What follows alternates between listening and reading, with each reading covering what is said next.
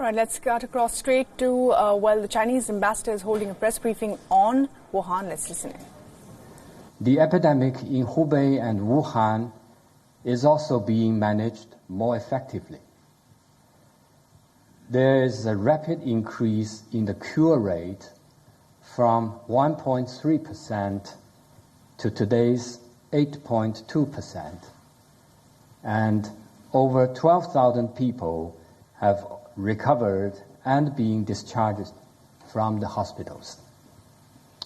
The case fatality rate is 2.29% nationwide, and it is just 0.5% outside Hubei.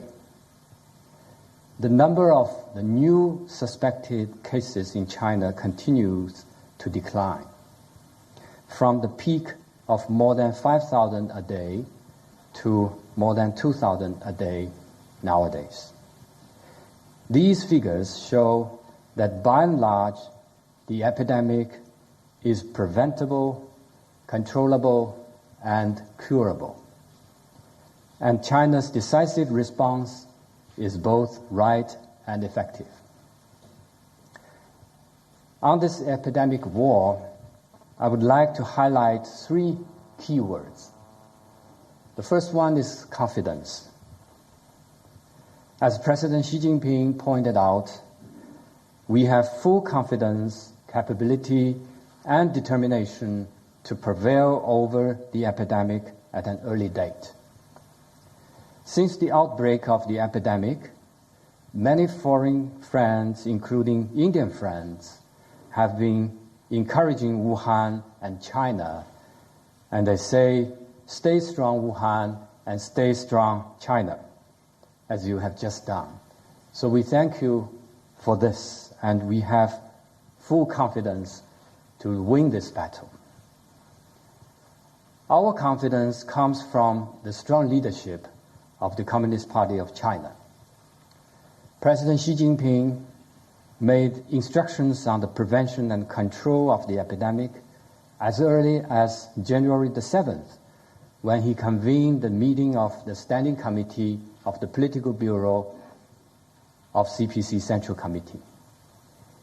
And since then, he has repeatedly asking all level party committees, governments, and relevant departments to put people's safety and health at the first place and take effective measures to resolutely curb the spread of the epidemic. He clearly required Hubei province to implement comprehensive and strict control over the personnel outflow. On January the 25th, the very first day of the Spring Festival, the most important holiday in China, President Xi Jinping convened another meeting of the Standing Committee of the Political Bureau.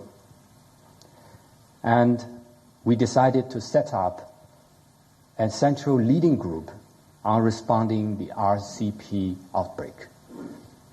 It has never happened before in China's history when such an important meeting was held on the first day of the festival.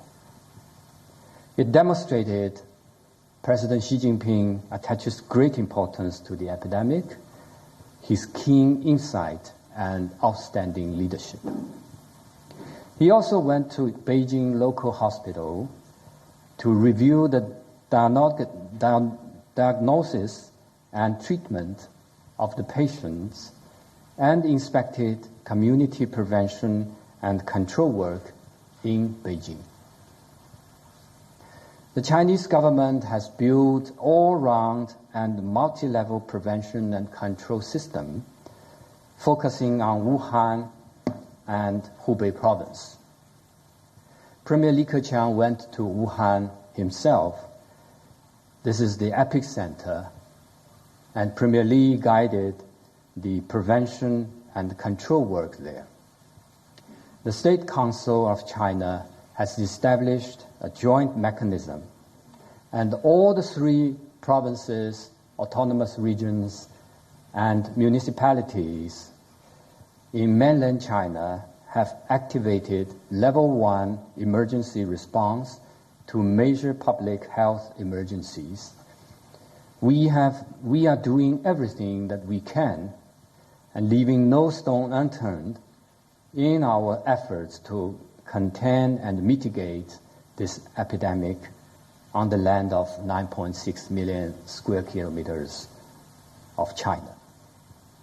This is an unprecedented endeavor. China's rapid and effective response to the epidemic shows the strong leadership of the CPC and decisive measures of the government at all levels. And our confidence comes from the strong actions of China's ability to mobilize all the resources for big undertakings. We pooled national resources to support Wuhan and Hubei and mobilized 19 provinces to support 19 cities in Hubei. As of February the 14th, China has allocated more than 80 billion RMB yuan for academic prevention and control.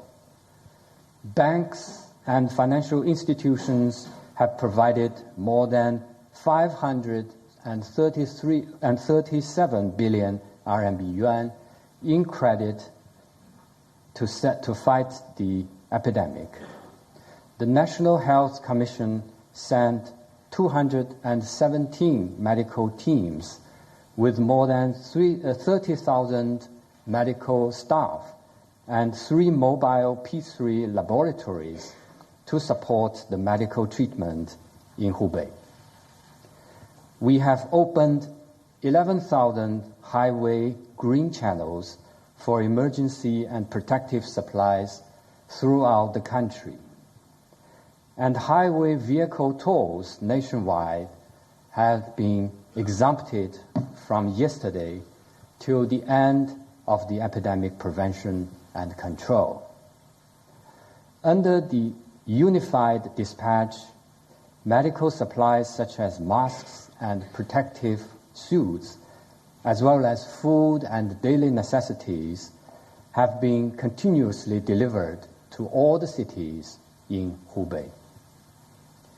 In the process of this battle, we have renewed the Chinese speed time and time again.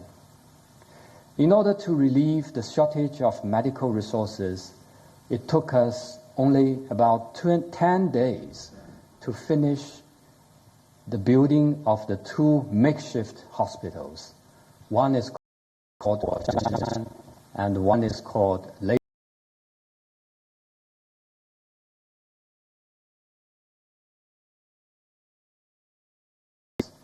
came up with the design scheme within 24 hours.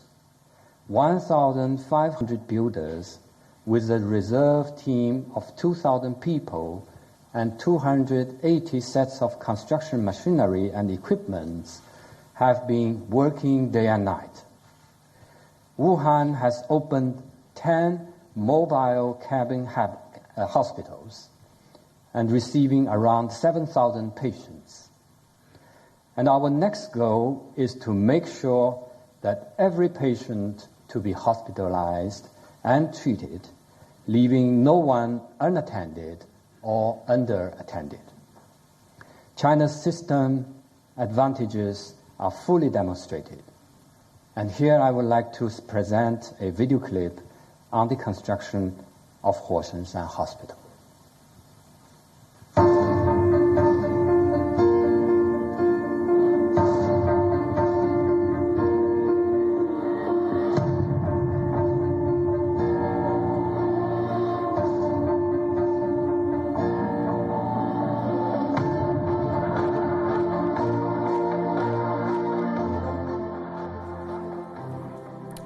All All right, that is the Chinese ambassador there briefing the Indian media about the steps being taken in Wuhan to stop the virus from spreading. He said that 12,000 people have recovered and been discharged from the hospital. The fatality rate is down.